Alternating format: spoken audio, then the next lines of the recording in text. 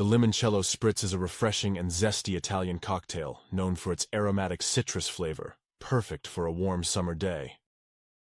You will need the following ingredients: 2 ounces limoncello, preferably homemade or high-quality store-bought; 3 ounces Prosecco, chilled; 1 ounce soda water, club soda or sparkling water; 1 lemon wheel, for garnish; 3 to 4 ice cubes, for serving; optional mint leaves, for additional garnish. For equipment you will need wine glass or rocks glass, bar spoon. Here are the instructions. Fill a wine glass or rocks glass with ice cubes. Pour the limoncello over the ice. Add the Prosecco to the glass. Top off the drink with soda water. Stir gently with a bar spoon to combine the ingredients.